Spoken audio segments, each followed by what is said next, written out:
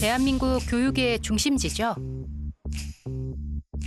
자, 여기는 대치동인데요. 그 뒤편으로는 한티역 학원가거든요. 대치용 학원가. 그러니까 보통 이제 학학주 근접이라고 그러죠. 학교랑 학원하고 집이 걸어서 도보로 다 이용 가능한 이제 그런 지역이기 때문에 더 많은 또 교육적인 수요가 있고 학원도 같이 따라가니까 이런 지금 오늘날의 지금 대치동의 모습이 된 게 아닌가 싶습니다. 주말이면 대치동에서 흔히 보이는 풍경입니다. 아이들의 커다란 가방 안엔 어떤 기대가 담겨 있을까요?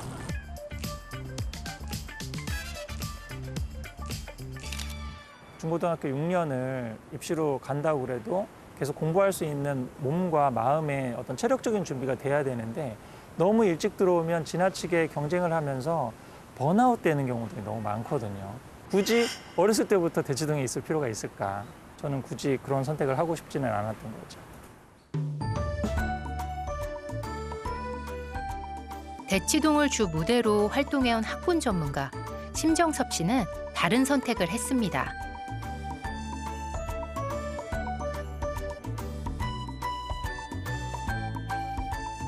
자연과 함께 배우는 환경을 찾아 심정섭 씨는 충북 증평으로 이주했는데요. 사실 유치원 저학년 때는 이런 시골의 작은 소도시에서 다니는 게 굉장히 좋다고 생각하거든요. 굉장히 만족하고 저는 가장 기본은 몸 튼튼, 마음 튼튼이라고 생각하거든요. 그 부분이 가장 핵심인데 그 부분 이전에 지금의 이제 관심은 선행을 얼마나 했느냐, 그다음에 문제집 푸는 능력이 어느 정도 됐느냐, 그런 연습을 얼마나 했느냐 이런 부분에 교육적 관심이 지금 쏠려 있는 게 좀 안타깝다고 생각합니다. 어조사어 사람인 그 뜻이 뭐야? 내가 하기 싫은 것은 다른 사람에게 베트남 어디지? 여기 있지. 베트남 인사말은 뭐야? 자연에서 배우고 탐구하는 경험을 아이에게 주고 싶었기 때문입니다. 좀 아이가 좀 낮에는 자연으로부터 에너지를 받고 저녁 시간에는 좀 심심한 그런 시간을 이용해서 조금씩 이런 글이라든지 아니면 지혜라든지 이런 것들을 알아갈 수 있는 그런 아이로 좀 자라서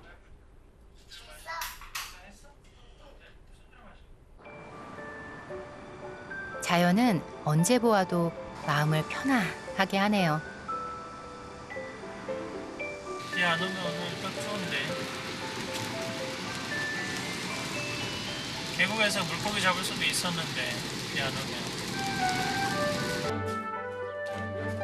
누구야?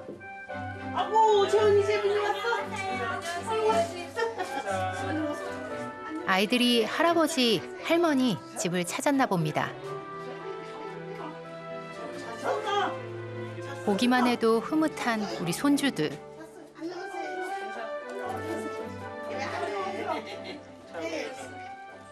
할머니가 가꾼 예쁜 꽃밭도 구경하고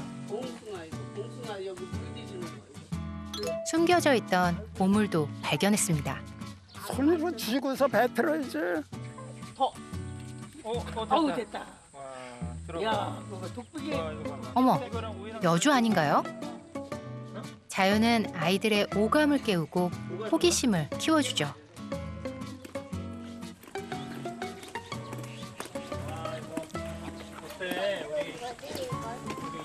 와, 근사한 오두막에서 직접 딴 수박을 먹는 기분이라니.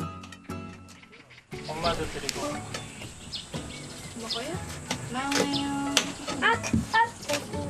할머니가 이거 다 공사 주신 거야. 몸 튼튼, 마음 튼튼. 배움의 근력을 길러주는 밑거름이죠. 제일 좋은 거는 아무래도 이렇게 열린 공간이 있고 자연의 소리를 들을 수 있다는 거. 자연 속에서 오감의 자극을 받을 수 있다는 게 제일 좋지 않나 생각이 들거든요. 근데 이제 저는 이제 입시를 20년 해보니까 먼저 빨리 뛴다고 오래 뛸 수 있는 건 아니다. 입시나 교육이 우리나라 교육이 한 마라톤 같은 건데 초반부 한 뭐 3km를 빠르게 달린다고 그래가지고 끝에 완주를 잘하는 건 아닌 수도 있으니까 충분히 아이가 영향이 되는 아이들이면 따라갈 수 있다라는 좀 확신이 있고 경험이 있으니까 좀 그런 부분에서 좀 걱정이나 이런 거는 두려움은 없는 것 같습니다. 개구리가 그대로 있어. 청개구리다. 아이고. 경쟁에 노출되지 않고 자연 속에서 배우는 경험은 자신만의 속도로 성장할 수 있는 기회가 될 겁니다.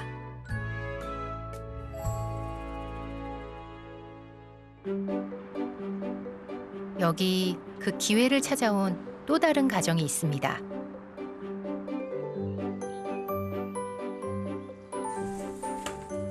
체험할 수 있는 것들을 다양하게 체험해봤으면 이게 딱 그 나이 때만 할 수 있는 것들을 충분히 해주고 싶어가지고 사실은 시골로 온 거였거든요.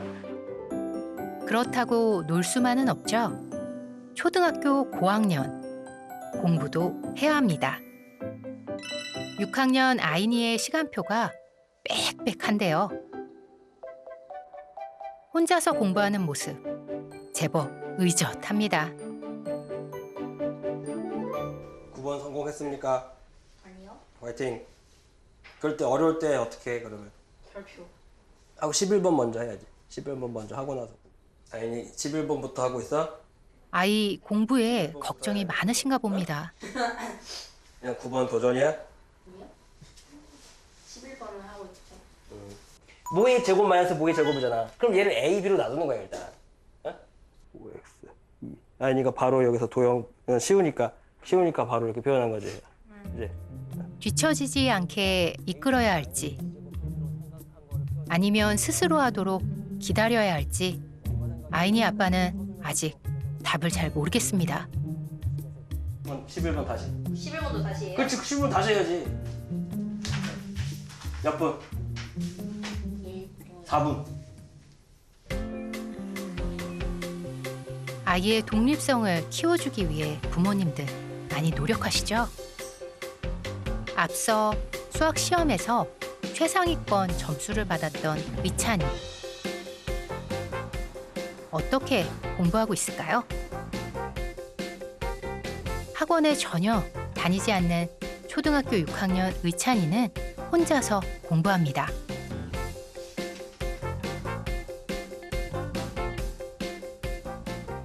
성적이 괜찮은 편이고 학원을 안 가도 충분히 열심히 할 수 있다고 생각하기 때문에.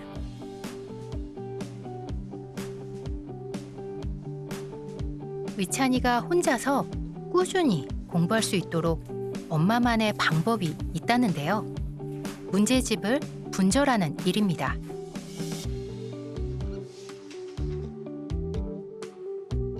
이렇게 한 권짜리 돼 있으면 조금 부담스럽게 느껴지긴 하더라고요. 아, 내가 이거를 언제 다 끝내지? 이 두꺼운 문제집을.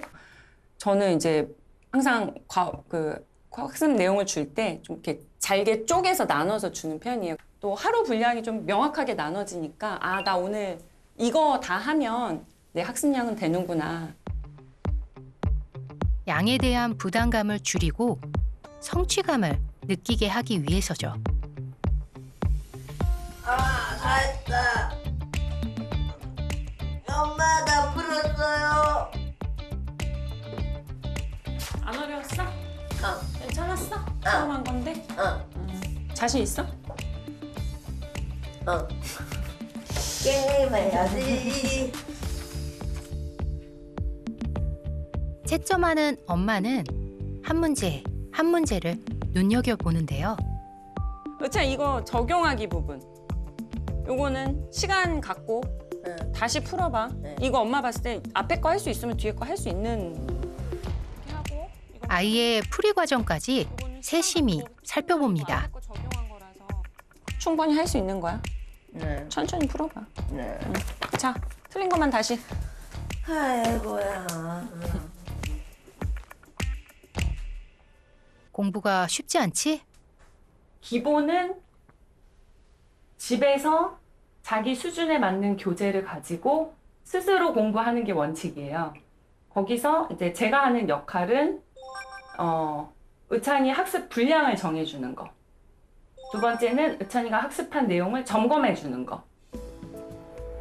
공부는 결국 스스로 하는 것임을 부모도 아이도 잘 알고 있는데요. 걱정이 아예 없진 않지만 속도에 대한 균형은 지키려고 노력하고 있다고 합니다. 근데 제가 항상 그 생각하는 거는 수준, 아이의 수준, 그다음 속도. 거기서 제가 좀 많이 느낀 것 같아요. 너무 이렇게 난이도가 너무 높아져 버리면 내가 뛰고 싶지도 않는 거죠. 네. 다다르고 싶지도 않은 마음이 들어버리기 때문에 그런 게 어느 순간 선행을 막 하다 보면은 좀 다다르는 순간들이 있는 것 같더라고요. 그래서 아이들이 초등까지는 괜찮은데 이제 중고등 가면 부모님 원망한다. 나 왜 빨리 안 시켜줬냐고. 선행 왜 안 시켜줬냐. 이런 얘기도 듣기는 들었어요. 그래서 네, 하지만 속도를 너무 빨리 하고 싶진 않다. 4개 있는데 요만큼은 빠졌잖아. 그러니까 아, 원래 4개가 있어야 돼. 원래 4개가 있어야 됐는데 한 귀퉁이씩 빠졌으니까 그건 3개다. 그래서 아빠에게도 얘는 원칙이 속이고, 있다는데요. 그다음에 아니 얘는 30년. 여기는 일단은 여기까지인데 이게 그러니까 의찬아 이게 어게인 해서 의찬이가 못 푸는 게 아니라 다 풀 수 있는데 수학을 풀고 답안지를 확인해 보고 이제 다시 풀어보면 이제 풀리잖아요. 그거를 저는 제가 안다고 생각했어요. 근데 나중에 시험을 보니까 항상 시험을 다 못 맞고 자꾸 틀리는 게 생기더라고요. 그래서 답안지를 보는 게 제가 아는 게 아니더라고요. 근데 의찬아 틀렸어. 틀렸어? 왜? 다시 차분하게 생각해봐. 의찬이가 조금 너무 빨리 하는 것 같아. 다시 차분하게 생각해봐. 틀린 부분에선 다시 한번 생각해 볼 기회를 줍니다. 그러면 답을 한번 맞춰볼까? 아빠가 봤을 때 1번에 5와 2분의 1. 오케이.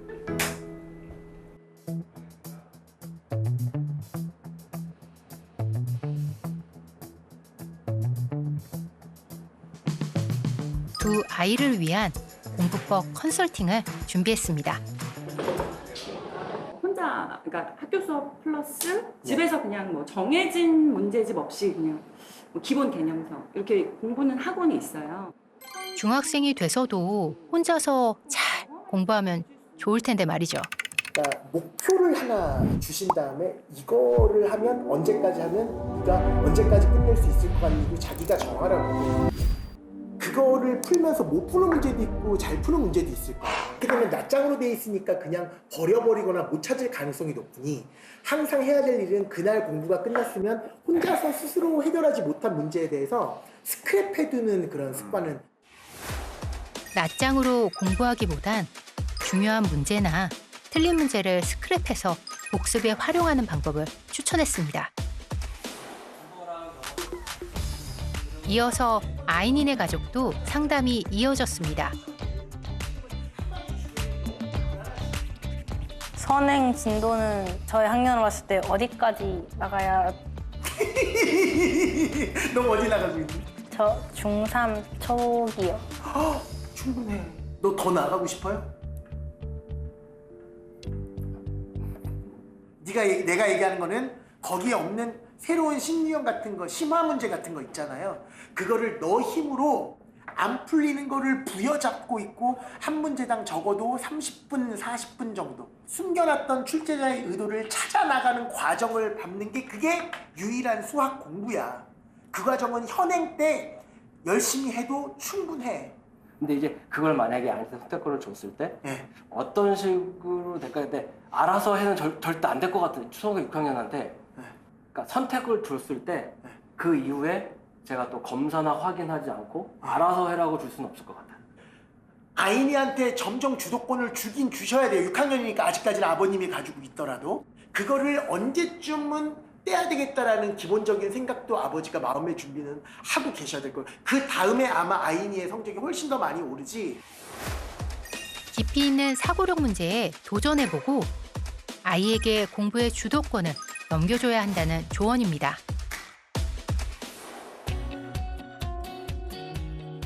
또 다른 사람들의 조언도 들어볼까요? 어린 시절부터 꾸준히 자기주도적으로 공부했다는 여호원, 여호용 쌍둥이 형제.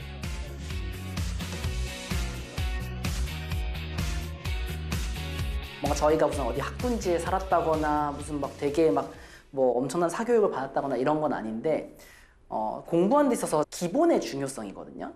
기본적인 올바른 학습 습관이 몸에 잘 배어 있는 게 그게 이제 체력처럼 돼가지고 이렇게 막 눈덩이가 그러니까 스노우볼이 굴러가게끔 해서 계속 점점 그게 더 실력을 키우고 이런 선순환이 만들어지는 게 결국에는 올바른 습관인데 여기까지 했어. 그럼 그 다음에 여기 이제 기본을 튼튼히 쌓아야 비로소 깊이를 더할 수 있다고 강조합니다. 안 돼 있으면 이제 뭐 여기서 막히는 거예요. 여기까지 한 다음에 여기도 여기서 이 형태로 바꾸는 게 기본이거든요. 일단은 학부모님들 당연히 이제 가장 많이 궁금해하신 거는 우리 아이 잘하고 있나요? 이거고요. 그러니까 지금 잘하고 있는지 일단 궁금해하시고요. 일단 기본적으로 부모님들의 심리는 우리 아이가 뒤처지지 않았으면 하는 마음이 있으시잖아요. 근데 우리 아이가 만약에 중학교 1학년인데 옆에 있는 옆집 아이가 중학교 3학년 걸 하고 있다 라고 하는데 우리 아이는 아직도 중학교 1학년 거 하고 있다. 뒤처지는 느낌이 들죠. 그러기 때문에 선행을 시키게 되는 거라고 저는 생각을 해요. 실력이라는 거는 깊이예요. 그러니까 속도가 아니라 깊이인데 문제는 수준에 맞지 않는 과도한 선행학습이 문제인 거예요. 중요한 건 뭐냐라고 했을 때 기준을 잘하는 친구들한테 기준을 두는 것이 아니라 본인에게, 그러니까 학생 기준으로는 본인, 그리고 부모님 입장에서는 본인의 자녀의 기준을 두고 우리 아이의 실력이 정확히 어떠한지를 정확하게 판단을 하고 그랬을 때 이 아이에게 최선은 무엇이다. 이런 식으로 중심을 아이에게 두고 판단을 하다 보면은 빠르게 가는 것보다 한 걸음 한 걸음 깊이를 더해가는 것. 진짜 내 아이에게 필요한 공부겠죠.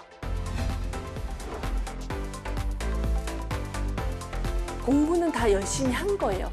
사교육비를 보면 지금 이 그래프랑 너무 똑같잖아요. 자녀 교육서를 집필한 김현주 작가. 부모들을 대상으로 강연에 나섰는데요. 분별 시험도 아닌데 안 되는 거죠. 그럼 답이 나오잖아요. 쓸데없는 사교육을 했구나. 상위 1%만이 효과를 가질 수 있는 방법으로 모두가 달려가고 있다. 현행이 잘 되어야 한다는 거거든요. 현행이 잘 되지 않고서 선행을 한다거나 하는 것은 너무 비효율적인 거기 때문에 현행을 잘 하고 있는지 꼭 체크하시라는 거. 언제나 필요한 정보들을 주고 아이가 선택을 잘할 수 있게끔 그럴 때는 주저하지 말고 그걸 할 수 있는 용기를 가져라. 김현주 작가는 책을 통해 사교육 없이도 자녀가 성공적으로 공부하는 방법을 이야기하고 있습니다.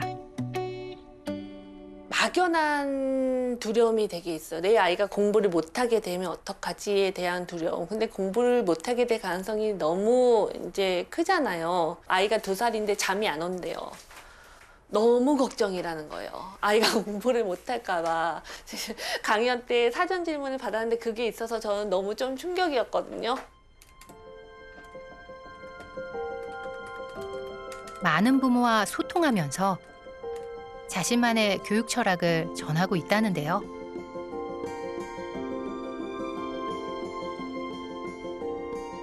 제가 항상 중요하게 생각하고 아이한테도 중요하다고 말하는 것은 성장을 이루는 것이거든요.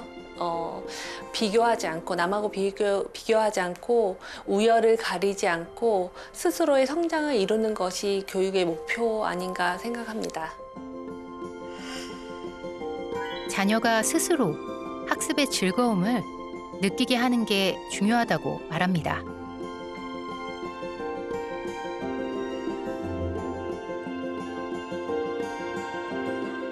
그렇지만 그게 모든 부모에게 정말 어려운 일인 건 아시죠? 사교육을 엄청 많이 시키는 엄마 중에 한 명으로서 막 불안감? 이렇게 해서 내가 아이를 잘 키울 수 있을까? 학원을 보내자니 제 마음에 꼭 맞고 아이들에게 꼭 맞는 학원을 찾지는 못하였고 근데 이제 주변에 엄마들이 하나둘씩 학원을 들어가서 레벨 테스트를 보기 시작하는데 불안하기 시작하더라고요. 그래서 우리 아이가 어느 정도가 될까? 이 학원을 들어갈 수 있을까? 영어 유치원을 들어갈 수 있을까? 이렇게 해서 했는데 너무 결과가 충격적이었어요. 들어갈 수가 없는 거예요. 저는 아이가 원 없이 뛰어놀게 해주고 싶은데 이 동네 애들이 안 놀아요. 놀이터에 부모들은 자녀에게 최선을 다하고 싶어 하지만 어떻게 이 부분에 대한 고민은 끝이 없죠. 수능을 대비하기 위해서는 4학년까지는 영어는 끝내야 되고 그냥 그렇게 하거든요. 작가도 같은 부모이기에 이해하고 공감되는데요. 부담감을 좀 내려놓으셨으면 좋겠어요. 그냥 뭐 내가 뭘 아이한테 해줘야지 아이가 괜찮아질 것이다라는 그런 부담감이 있잖아요. 다들 나 때문에 아이한테 뭔가 해가 되면 안 돼. 내가 뭘 해야지 더 좋아질 것이다라는 그 부담감을 좀 내려놓고 아이랑 같이 하는 게 그냥 즐거우면 되는 거거든요.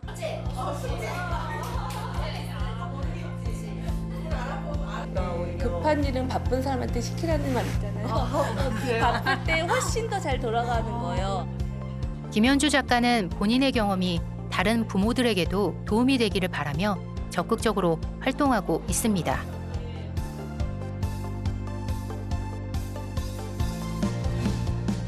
오늘은 또 어디를 바쁘게 가시나요? 안녕하세요. 안녕하세요. 실물 영정. 반갑습니다. 리뷰 써주시고 반가운 분을 만나셨나 보네요. 제가 좋아요 눌렀더니 또 이렇게 와주시고 해서 연결되고 인스타까지 너무 신기한 거예요. 약간 흔들릴 때가 있거든요. 그렇죠. 주변에서 이때는 논술 들어가야 되고 이제는 수학 들어가야 되고 이거를 다 알려주시더라고요. 근데 아이 학년이 4학년입니다. 초등 4학년이요. 4학년이니까 지금은 뭘 해야 돼? 이거 계속 얘기를 해주시니까 흔들리는데 그래 그런 사교육이 필요가 없대 이러니까 읽어보고 감사한 거예요. 좀 외로웠거든요. 네. 사실은. 그 말 너무 많이 들었어요. 너무 외롭다. 외로웠다고. 우리는 너무 외로워. 외로웠다. 너무 외로웠는데 동지를 만난 것 같다는 맞아요. 그 말씀. 다른 아이들의 진도에 대한 불안감. 그 불안 때문에 아이가 흔들리면 저희도 흔들리고 저희가 흔들리면 아이도 흔들리잖아요. 서로. 그러니까 그 부분을 굉장히 조심해야 된다. 다른 부모들과 고민을 나누는 일이 점점 더 많아지셨군요. 이제 저희 아파트 내에서 수학 모임을 하고 있어요. 아이가 그래서 매일 이제 가서 예습 복습을 하고 선생님 놀이를 통해서 학원이 아니라 네. 학원이 아니고 동네 아이들끼리 네. 모여서 엄마들이 봉사활동처럼 돌아가면서 아이들의 진행을 맡아주고 있거든요. 그러니까 이 공동체 마을에서 수학 모임을 하기 전에는 자기가 수학을 못한다. 수학이 어렵다라고 생각을 했는데 매일 가서 하고 학교에서 또 해보면 이제 점수가 잘 나오고 이러니까 시험지를 저한테 가져와 주는 건 아니지만 자기는 잘하고 있다라고 하고 재밌다고 하니까 그래 자기 이제 너무 좋은 거죠. 미래에 알 수 없는 꽃밭이 있는데 그 미래에 알 수 없는 꽃밭을 위해서 현실이 지독하게 괴로운 게 맞느냐. 부모라는 과정은 결코 쉽지 않지만 같은 마음의 동지가 있다면 그 자체로 큰 힘이 되죠.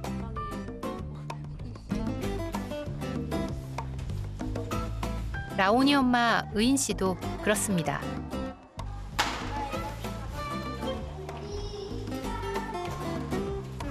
엄마 아까 수정 해준 거 그거 봤어? 선생님이 수정 많이 해주시지 않았어? 그거 다 외울 수 있겠어? 수요일 날 엄마 해야 되는데? 세 줄이었어. 오, 몇 줄 중에서? 열줄 넘는데. 와, 할 수 있어. 저녁 퇴근길. 학원에서 라온이를 데리고 집으로 가면 의인 씨의 손이 바빠집니다. 모든 워킹맘이 그렇듯이요. 그 사이 4학년, 라온이는 기특하게 공부하고 있네요. 라온아, 다 했어? 연산하고 있어?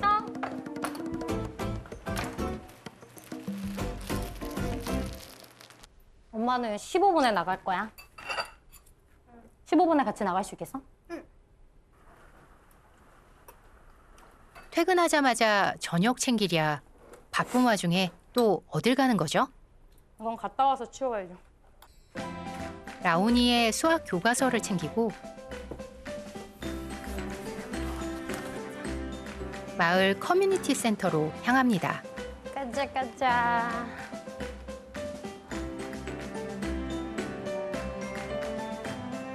라온이 잘 가.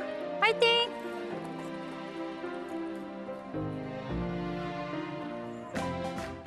단지 내에서 6학년 아이의 공부를 지도한다는데요.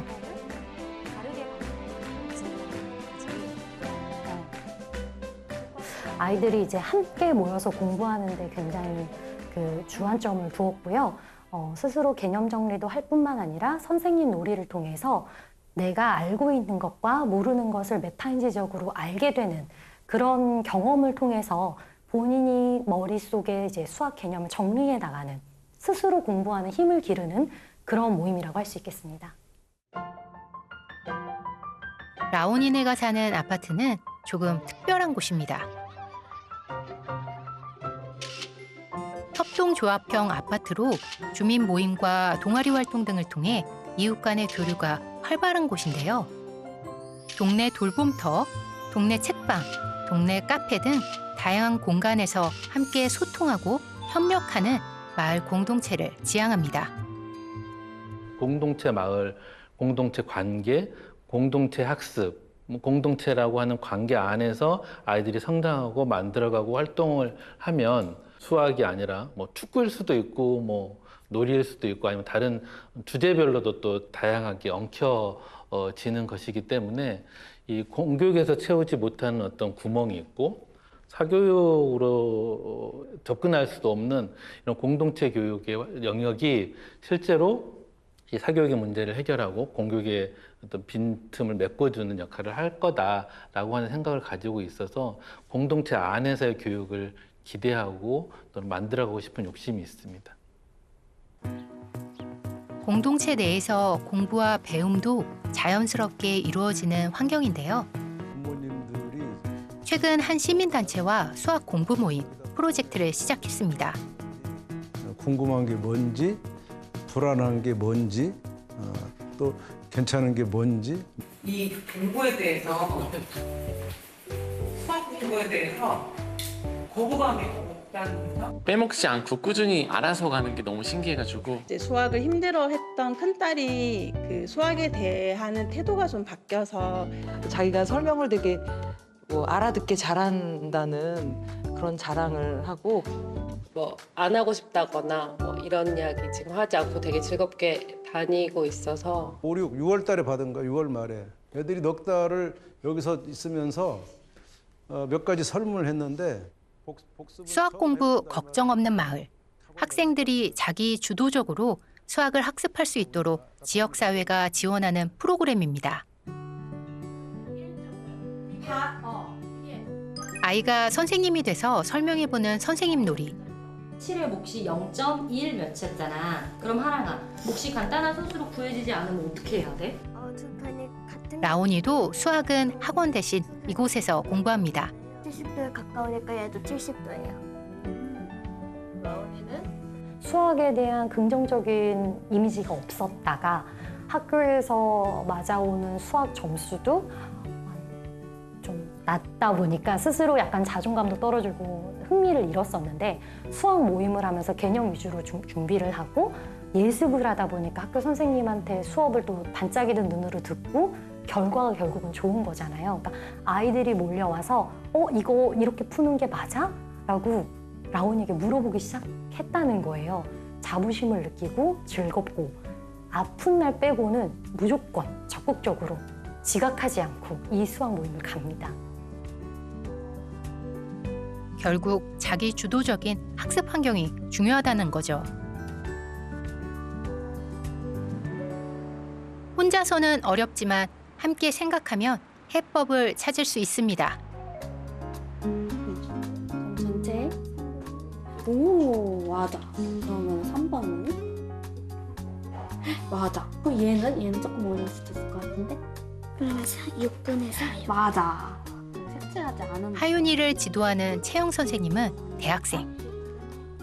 공부에 대한 욕심이 있어서 되게 좋았는데 근데 좀 하다가 어려워하는 부분이 있어서 알려주면은 그냥 아 하고서 그냥 바로 다음 것도 막 풀려고 하고 이런 모습이 너무 예뻐 보이고 그래서 더 뭔가 알려주고 싶고 아는 것에 대해서 흥미를 가지는 게 느껴지니까 더 많이 알려주고 싶은 생각이 많이 들었습니다.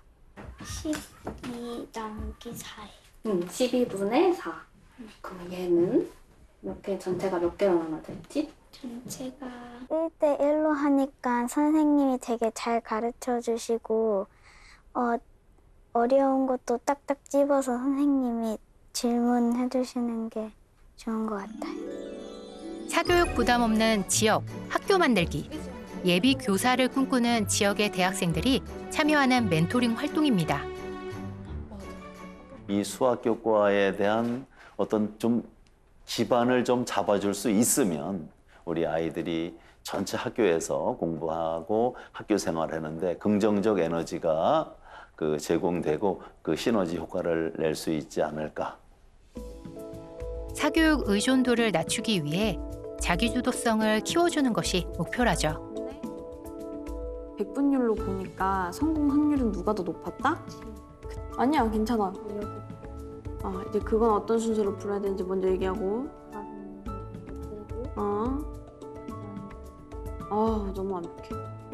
사실 수학을 굉장히 못하는 학생이었어요. 거의 중학교 때는 수학을 포기하다시피 했었는데 근데 고등학교 때부터 저만의 수학 공부법을 확립하고 성적이 점차 오르면서 수학에 대한 자신감과 흥미가 생겨서 제 확립된 공부법이나 공부 가치관 이런 것들을 멘티 학생에게도 전달해주고 나아가 그 학생이 나중에 또 저처럼 수학에 대한 자신감을 갖게 되고 수학 성적도 오를 수 있는 기회를 만들어주고 싶어서 학생들은 학업 스트레스나 고민까지 멘토들과 공유하면서 도움을 받는다는데요.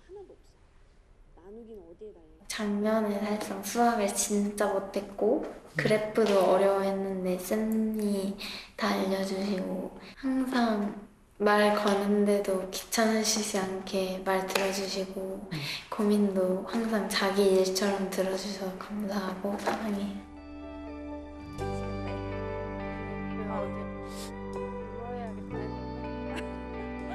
(1대1) 멘토링을 통해 학습은 물론 정서적 성장까지 함께 지원하고 있습니다. 결국은 자기 주도성이 핵심이지 사교육이 핵심은 아니에요. 사람들이 이 메인 변수가 뭔지를 모르는데 사교육 받는 애들 중에 성공한 애들은 다 자기 주도적인 애들이에요. 그 어려서부터 자기 주도적으로 공부를 한 애들이 그 애들에게 사교육이 들어갔을 때 효과가 있을 수 있는데 지금은 그런 애들이 나타내는 그 좋은 현상을 보고 다른 사람들이 저게 그냥 사교육을 받아서 그런가 보다 이렇게 착각을 하는 거죠.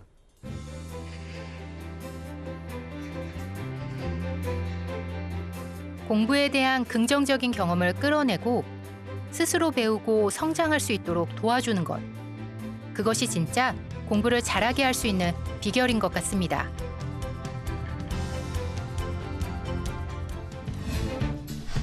최상위권 학생들에게도 물어봤습니다. 나만의 공부 비법. 공부를 어떻게 했는지 이 과정을 좀 디테일하게 물어볼 수밖에 없을 것 같아요. 어떻게 공부를 했는지. 제가 생각했을 때는 약간 자기주도, 그다음에 계획 세우기, 약간 그 두 개로 약간 저의 그 입시를 설명할 수 있을 것 같아요. 제가 한 초등학교 6학년 때 이제 원래 학원에 다니다가 이제 내가 한번 자기주도를 해봐야 되겠다. 그게 이제 중학교 때 와서 조금 더 구체적이고 많은 과목이 생기더라도 계획을 잘 분배해가지고 이제 할 수 있었던 기반이 된 것 같고. 저 같은 경우에는 조금 특별한 점이 있다면 고등학교에 들어오면서 학원을 다 끊었거든요. 그래서 인강이랑 학교 수업에 좀 집중하면서 자기주도적으로 했던 게 특징적인 것 같습니다. 인강 위주로 하고 학원을 다니지 않은 이유가 있을까요? 아무래도 혼자 공부할 수 있는 시간이 되게 많이 부족해지더라고요. 저는 끝까지 계속 학원을 여러 가지 다닌 편이긴 했지만 그럼에도 불구하고 항상 학원은 내가 공부를 제대로 하기 위해 이용하고 있다라는 인식이 항상 있었던 것 같아요. 그건 제가 스스로 보완할 방법을 찾으면서 공부를 하려고 노력을 많이 했었던 것 같습니다. 최상위권 학생들의 공부 비결 역시 공부 독립이었습니다. 자신만의 학습 계획을 세우며 주도적으로 공부했더니 입시에서도 성공한 거죠. 선행학습에 대해서는 어떻게 생각하시나요? 너무 의존하지 않았으면 좋겠다라는 말씀을 드리고 싶은데요. 선행이 막 진도가 빠른 편이 아니었어요. 저는 6학년 때 학군지, 저희 지역의 학군지로 이사를 갔거든요. 뭔가 문제는 풀 수 있고 이해도 했긴 한데 궁극적인 이해는 못했던 거죠. 내가 수1을 했다, 내가 수2를 했다, 내가 미적분을 했다 이런 식으로 그게 시작되게 되면 어디 가서 뭐를 수업을 듣더라도 안 들어도 되겠네 이런 식의 허영심이 생길 수밖에 없단 말이에요. 그 허영심이라는 거는 오히려 저희를 갉아먹게 돼요. 절대 100% 이해할 수 없다고 생각을 저는 하거든요. 그래서 우리가 예를 들어서 선행을 통해서 70% 정도의 이해도를 가졌다고 치면 그 30%를 채울 기회조차 없애버리는 게 허영심이라고 생각해요. 제가 아무래도 많은 학생들의 생각을 대변할 수 있을 것 같다는 생각이 들었어요. 저는 영어 유치원도 안 나왔고 사고력 수업도 안 했고 자사고도 아니었고 그냥 평범한 지방에 있는 학생이었거든요. 그래서 저는 사실 선행을 그렇게 많이는 안 했던 것 같아요. 이 말은 꼭 하고 싶다. 한번 들어보시겠어요? 제가 과외를 하면서 여러 부모님을 만나 보면 저는 항상 부모님이 아이에게 학업 스트레스를 준다고, 그러니까 부모님이 아이에게 학업 스트레스를 주는 정도에 대해서 부모님과 아이의 느낌이 되게 다르다는 인식을 많이 받았어요. 아이를 위한 강제는 없다라고 말씀을 드리고 싶어요. 저희는 그냥 아이에게 선택권을 주는 것뿐이에요. 그래서 모든 아이의 행동에는 아이의 의도가 들어있어야 된다고 생각해요. 선택은 아이가. 네, 그거는 선행이든 학원이든 뭐 내가 원하는 진로를 선택하든 그건 모든 것은 다 아이에게 선택권이 주어져야 된다고 생각하는 편이거든요. 그래서 다시 만나보기로 했습니다. 여전히 고민하는 부모님을요.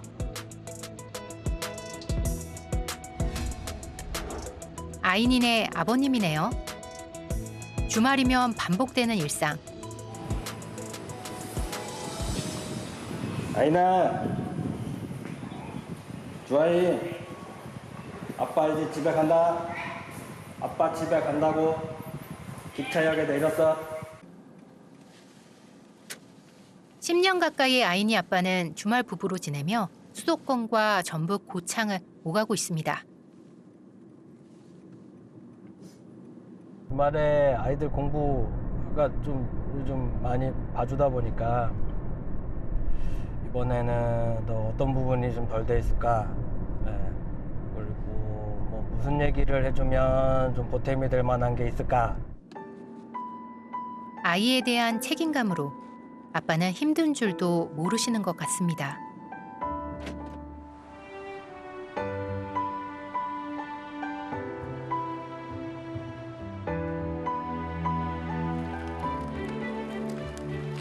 늦은 저녁, 정읍역에서 다시 40여 분을 달려 도착한 고창.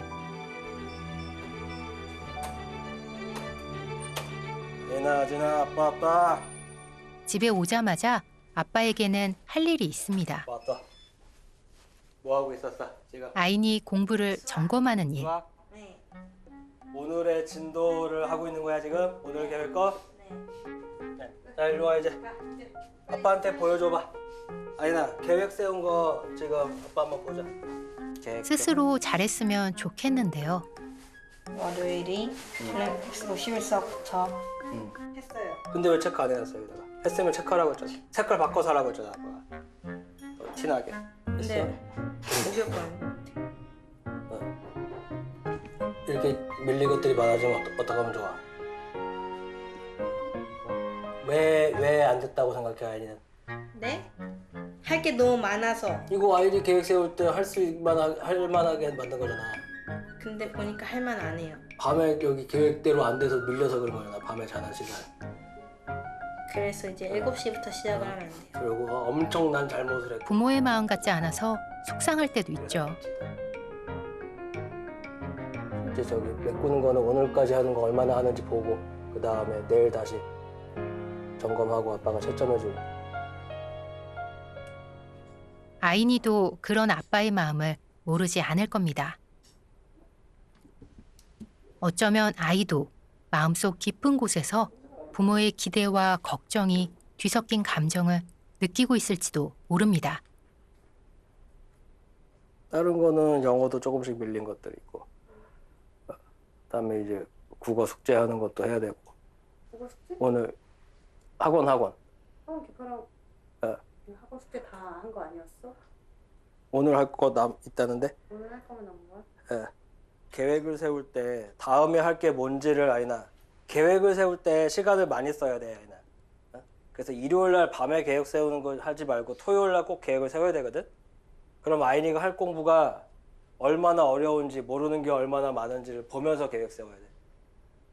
그럼 아이니가 아빠한테 얘기를 해야 돼. 아빠 이거 그냥 문제집만 가지고는 못할 것 같아요. 그래서 계획 세울 때부터 아이니가 어떻게 공부할지를. 누가 옳은지 맞는지는 중요하지 않죠. 서로를 조금씩 이해하기.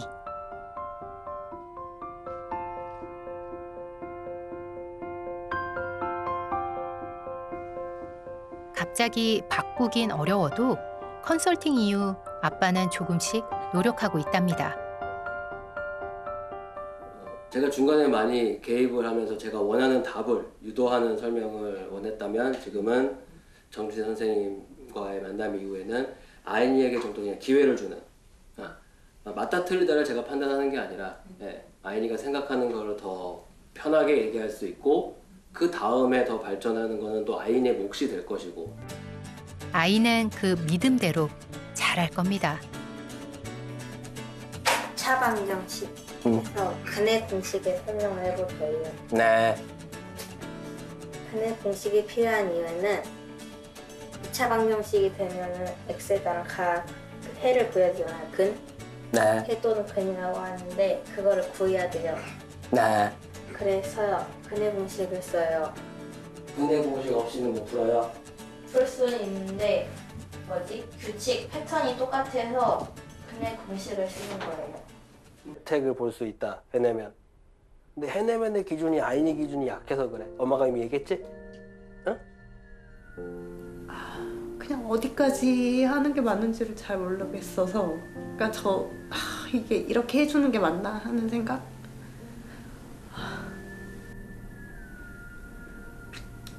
그냥 저희가 생각했을 때는 그래도 더 해주고 싶은 게 부모 마음이라서 그러니까 그렇더라고요.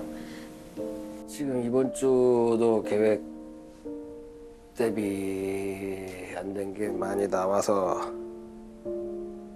이걸 또 어떻게 메꾸나 이제 고민이 되는구만.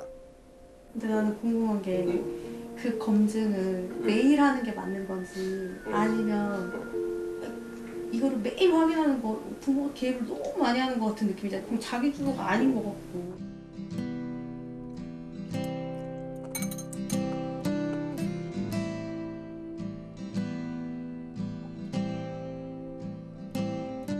내 아이의 공부, 정답은 없고 답을 찾아가는 길 또한 때론 어렵기만 합니다.